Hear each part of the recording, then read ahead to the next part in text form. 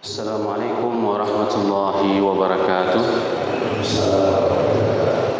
الحمد لله الذي أحيانا بعدما أماتنا وإليه النشور. أشهد أن لا إله إلا الله له دعوة الحق حريص عليها وأوجب تبشيري بها. ولتكن منكم أمة يدعون إلى الخير ويأمرون بالمعروف وينهون عن المنكر أولئك هم المفلحون. وأشهد أن محمدا عبده ورسوله بلغ الرسالة وأدى الأمانة ونصح الأمة وكشف الغمة حتى آتانا اليقين ليلها كنهارها لا يزيغ عنها إلا هالك. اللهم صل على سيدنا محمد النبي الأمي الحبيب المحبوب العلي القدر العظيم الجهد وعلى أزواجه أمهات المؤمنين وذرياته وآل بيته وأصحابه أجمعين. وأحيينا اللهم على سنته وأمتنا في ملته واحشرنا مع زمرته مع الذين أنعمت عليهم من النبيين والصديقين والشهداء والصالحين وحسن أولئك رفيقا. رب اشرح لي صدري ويسر لي أمري واحلل عقدة من لساني يفقهوا قولي. أما بعد. Para asatiz yang saya muliakan, ayah bunda yang saya cintai, dan Bapak Ibu jemaah salat subuh yang dirahmati Allah, marilah kita panjatkan puji dan syukur kita kepada Allah yang telah memberikan kepada kita nikmat kehidupan setelah Allah matikan kita tadi malam, dan Allah memberikan kepada kita nikmat iman. Walaupun pada subuh yang berbahagia ini langit menurunkan air yang penuh dengan keberkahan, akan tetapi tidak menyurutkan langkah kita untuk bisa melaksanakan salat subuh berjamaah sembari beriktikaf di tempat yang penuh dengan kemuliaan ini. Salawat dan salam mari sama-sama kita panjatkan kepada junjungan kita Nabi besar Muhammad sallallahu alaihi wasallam, mana yang telah membawa umat manusia dari alam jahiliyah ke alam dengan penuh ilmu pengetahuan.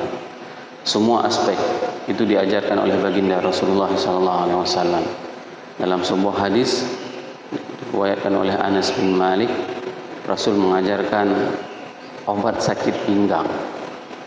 Obat sakit pinggang itu adalah dengan hadis yang paling jelas dijelaskan oleh Anas bin Malik, mendeskripsikan obat sakit pinggang itu adalah ekor kambing.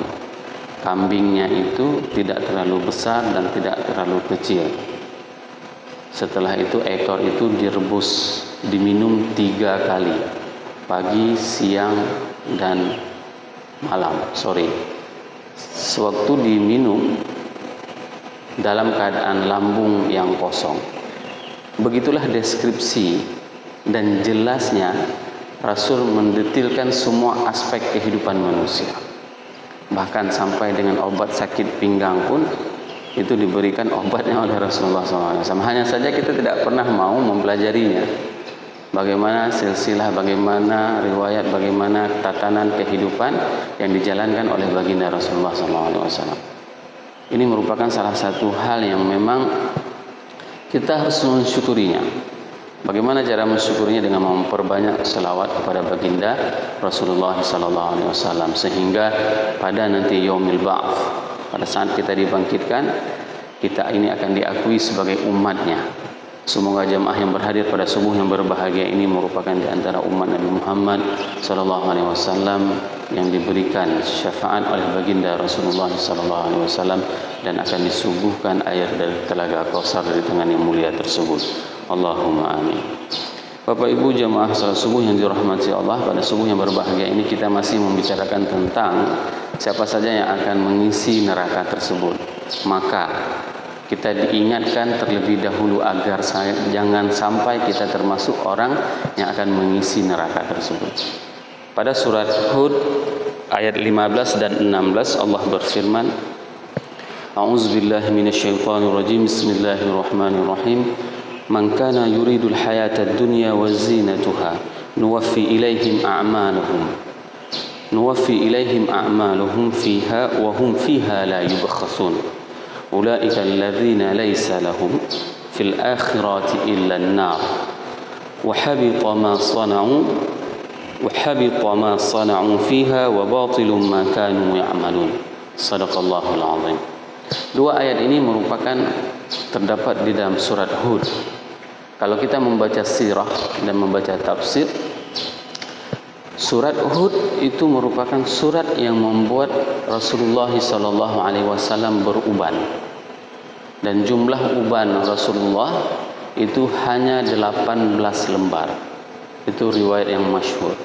Jadi kalau misalnya Bapak Ibu bertemu mimpi dengan Rasul, ada orang yang mengaku dirinya Rasulullah tapi rambutnya putih, jenggotnya putih, itu bukan Rasul. Itu adalah syaitan yang mengaku dirinya Rasulullah. Pada saat ketemu sama Rasul, semuanya hitam. Ubanannya itu paling 18 lembar. Itu yang diriwayatkan oleh Abu Bakar. Yang membuat 18 lembar itu putih, ya, Rasulullah itu adalah dikarenakan surat Hud. Maka kita sangat dianjurkan untuk selalu membaca, mentadabbur surat Hud. Ini yang paling terpenting pelajaran pada subuh yang berbahagia. Yang kedua, para sahabat, mereka apabila membaca Al-Quran, dan setelah mereka membaca Al-Quran, dan mereka itu akan sangat-sangat merasakan menangis yang sangat luar biasa apabila ketemu sama ayat 15 dan ayat 16. Ini diriwayatkan oleh Abdullah bin Mubarak. Mungkin saya belum pernah menceritakan siapa sosok Abdullah bin Mubarak. Abdullah bin Mubarak ini adalah anak salah seorang budak. Nama ayahnya adalah Mubarak. Beliau penjaga kebun seorang qadhi. Mubarak ini adalah seorang penjaga kebun seorang qadhi.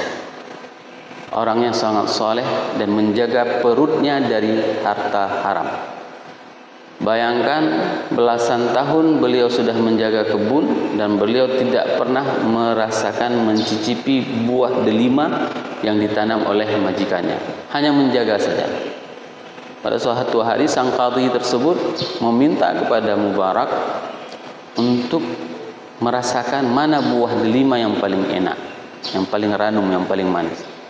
Diambillah beberapa buah oleh Mubarak untuk disajikan kepada si yang punya kebun, tuan qadhi. Sewaktu dirasa kelima buah tersebut semuanya asam, marah. Apa yang kamu lakukan? Kenapa kamu mengantarkan saya delima yang tidak manis? Mubarak mengatakan bahwasanya saya tidak tahu bagaimana rasanya buah delima tersebut. Selama kamu menjaga kebun, kamu tidak pernah mencicipi? Tidak. Yang jatuh pun iya. Coba bayangkan. Begitulah kejujuran seorang Mubarak dalam menjaga kebun. Beda sama hari ini. Dan ini banyak pengalaman dari bapak-bapak suruh jaga sawit. Setiap bulan laporan dari yang jaga sawit, nggak ada hasil, dicuri. Padahal yang mencuri orang yang jaga. Nah, beda kualitasnya. Begitu sang qadhi tersebut mengetahui kelakuan Mubarak tersebut, apa yang dilakukan? Langsung dia menikahi anak perempuan dia yang paling cantik, yang paling jelita itu dengan Mubarak. Maka lahirlah seorang tabi'in yang bernama Abdullah bin Mubarak. Orang yang paling soleh. Beliau melakukan survei, bermulazamah dengan para sahabat. Misalnya ini saya Abdullah Mubarak dan bapak-bapak semuanya sahabat Rasul, maka saya akan menanyakan kepada para sahabat itu satu persatu. Para sahabat itu ditanyakan, surat apa yang paling membuat anda itu sedih? Surat Hud. Itu ditanyakan, dibuat survei, dibuat penelitian oleh Abdullah bin Mubarak. Dan orang yang paling zuhud, orang yang paling alim, orang yang paling dekat dengan para sahabat. Sehingga beliau itu dijuluki dengan min kibarit tabi'in. Orang-orang yang maqam tabi'innya itu jauh lebih besar. Abdullah Mubarak mengatakan bahwasanya ayat 15 dan ayat 16 ini merupakan ayat yang paling membuat para sahabat apabila ketemu ayat ini, maka mereka itu akan menangis. Apa artinya? Man kana yuridu hayatad dunya wa zinatuha nuwaffi ilaihim a'malahum. Siapa saja yang kepingin kehidupan di dunia beserta perhiasannya, nuwaffi ilaihim a'malahum, maka kami akan segerakan semua apa yang mereka inginkan. Ini janji Allah ini, wa'dul haq yang kita bahas. Janji Allah, Allah berjanji kepada kita semuanya dan kepada siapapun yang ingin mencari dunia beserta perhiasannya, nuwaffi ilaihim a'mal. maka Allah akan segerakan semua yang mereka inginkan. Wa hum fiha la yubkhasun, dan mereka sama sekali itu tidak akan pernah dirugikan. Akan tetapi apa jawabannya? Apa konsekuensinya apabila seseorang itu meniatkan semua tatanan kehidupannya itu adalah untuk meraih dunia? Maka apa konsekuensinya? Konsekuensinya adalah pada ayat 16, ulaika alladzina laisa lahum fil akhirati illa an-nar. Ulaika alladzina laisa lahum fil akhirati illa an-nar. Mereka itu adalah pada kehidupan akhirat tidak lain dan tidak bukan maka mereka akan mendapatkan api neraka. Ini konsekuensinya. Wa habita ma sanau, dan segala aktivitas yang mereka lakukan di dunia itu adalah akan jatuh, terperosok, tergelincir. Wa habita ma sana'u fiha wa batilum ma kanu ya'malun, dan semua amalan yang dilakukan, aktivitas yang dilakukan di dunia ini semuanya dibatalkan, tidak berlaku lagi, tidak dianggap lagi oleh Allah. Ini merupakan gambaran yang paling sering terjadi hari ini pada kehidupan tatanan kita. Contoh yang paling gampang biar kita bisa memahaminya, ya. Pada saat seseorang melakukan salat, dia peruntukkan untuk dunianya. Bagaimana dia melakukan salat untuk dunianya? Supaya dia dianggap sama mertuanya alim.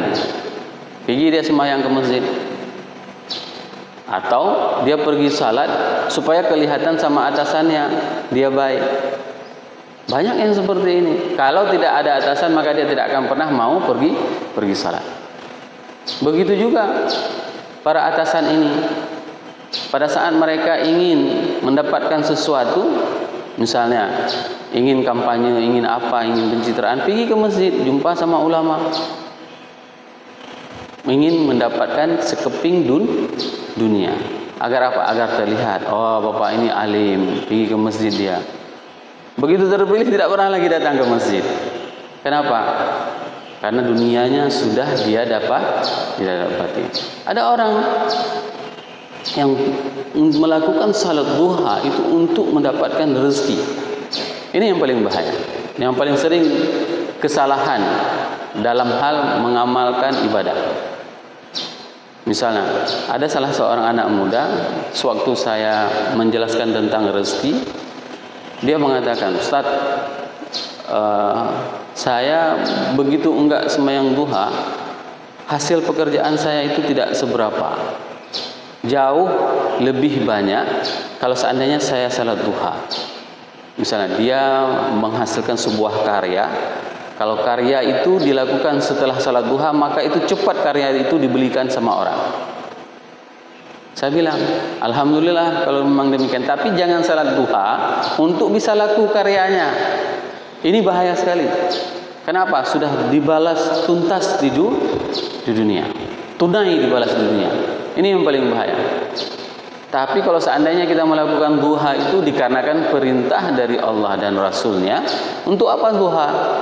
Sebagai sedekah anggota tubuh kita yang mempunyai ruas 350. Ini tujuan utama. Bagaimana yang dinamakan dengan sedekah? Yaitu tulang kita memerlukan kepada makanan, sebagaimana mulut kita memerlukan kepada makanan. Dengan banyak digerakkannya tubuh ini, maka itulah makanan terhadap tulang. Maka caranya mengikuti apa yang diperintahkan oleh Rasul, yaitu salat duha 2 rakaat itu merupakan sedekah bagi tubuh.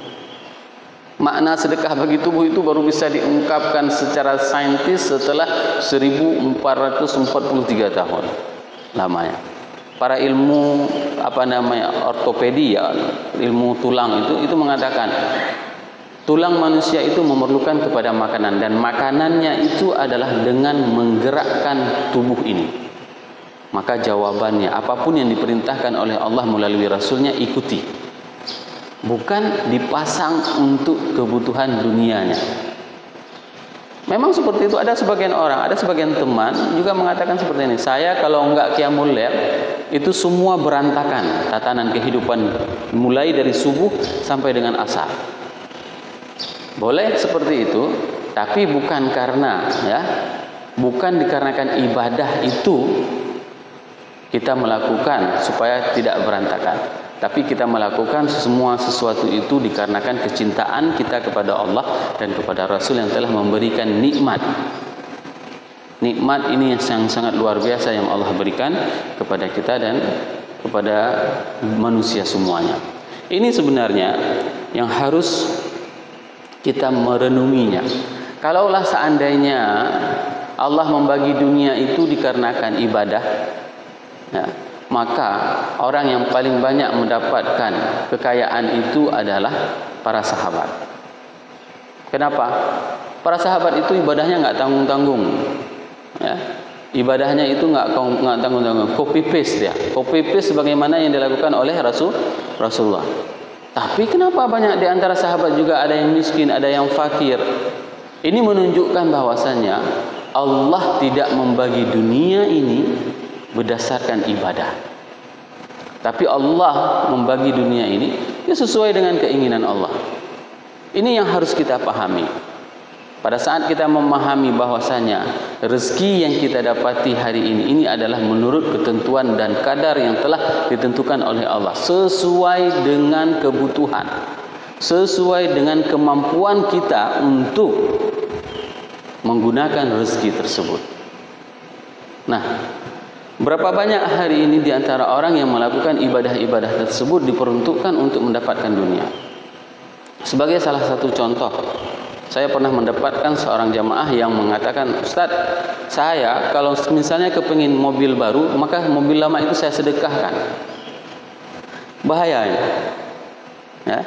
Bahaya. Dia mau ganti mobil, caranya apa? Dia sedekahkan mobil lama itu. Bukan dia sedekah itu untuk mendapatkan ridha Allah, tapi dia ingin sedekah tersebut dikarenakan ingin ganti mobil. Ini yang paling bahaya. Dia pasang semua target dunianya dalam hal ibadah. Padahal konsekuensinya apa? Pada saat seseorang melakukan seperti itu, maka dia telah tidak menjaga hatinya, tidak menjaga niatnya. Dia melakukan sesuatu itu bukan karena Allah, akan tetapi karena ingin mendapatkan dunia, maka Allah akan berikan dunia tersebut. Tapi ingat, orang-orang yang melakukan hal seperti itu, maka mereka adalah finnari jahannam.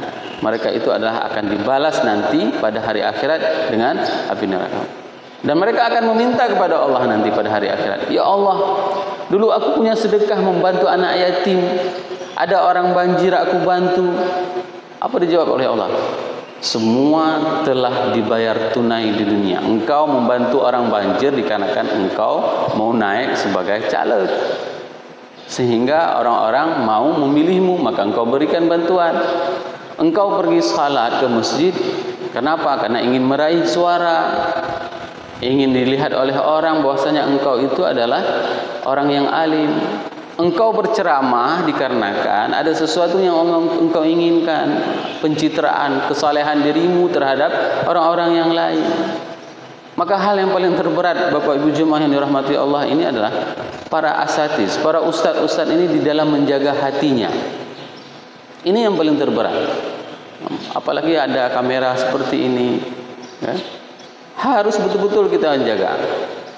Kenapa? Karena ini nanti akan timbul sebuah ria. Oh, banyak yang lihat videonya. Oh, banyak yang like, banyak yang subscribe. Oh, ceramah ini bagus sekali. Apalagi nanti ada yang memuji. Oh, Tunku, bagus sekali saya dengar tadi khutbahnya. Bagus sekali saya dengar ceramah. Ada sedikit rasa ria. Itulah yang membuat hati kita tergelincir, terpleset. Bahkan terplesetnya hati itu jauh lebih parah daripada terplesetnya kelamin. Lihat bagaimana pelajaran yang kita bisa ambil ibrah dari Nabi Adam. Nabi Adam itu terpleset, terpleset hatinya untuk memakan satu gigitan buah yang dilarang di dalam Al-Quran. Hanya satu gigitan, maka konsekuensinya apa? Dia dikeluarkan dari surga karena tidak menjaga makanan yang halal. Nah, hari ini berapa banyak di antara kita pada saat kita mengejar, ada orang-orang yang mengejar dunianya itu tidak pernah memperhatikan halal haramnya. Alah, Ustadz ini susah kali lah dia ngomongnya. Kenapa? Zaman sekarang jangankan yang halal, yang haram pun susah. Itu ungkapan dari mereka. Ini yang paling bahaya. Padahal kalau seandainya kita mendengar hadis tawakal itu, kita diminta itu bertawakal itu seperti tawakalnya burung. Bagaimana tawakalnya burung? Mereka keluar pagi ya, dalam keadaan lapar, pulang sore dalam keadaan kenyang. Dan ini pelajaran penting Bapak Ibu jemaah yang dirahmati Allah. Ini menunjukkan Rasul juga mengajarkan kepada kita jam kerja. Jam kerja itu adalah keluar pagi, masuk pagi, pulang sore. Bukan 24 jam. Bukan kerja 24 jam seperti yang dibuat oleh manusia hari ini, merusak tatanan. Kenapa kita katakan merusak tatanan? Pada saat orang bekerja seperti itu, kapan dia bisa bersama keluarganya? Siapa yang akan mendidik anaknya? Dan ini terdapat di dalam rumah tangga. Pada saat seorang ayah ya, sudah lelah mencari kerja, mencari uang, apa yang dikatakan kepada istrinya? Aku kan sudah lelah mencari kerja, mencari uang. Tugasmu mendidik anak. Ini kesalahan yang paling besar yang dialami oleh seorang ayah pada saat dia memberikan tanggung jawab mendidik anak itu kepada istrinya. Kenapa? Karena wewenang dan ranah seorang ibu itu tidaklah setegas seorang ayah. Coba lihat misalnya, kalau misalnya ibu yang nyuruh anaknya mandi, pasti lama itu. Nak, pergi mandi nak. Masih dia main-main. Begitu suara deheman ayahnya, brung, lari semuanya. Masuk kamar mandi. Ini yang harus kita didik. Ya.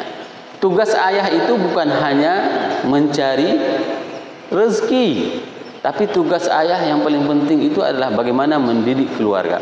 Mendidik istrinya, kalau seandainya istrinya itu belum taat, maka tugas daripada seorang ayah untuk mendidiknya.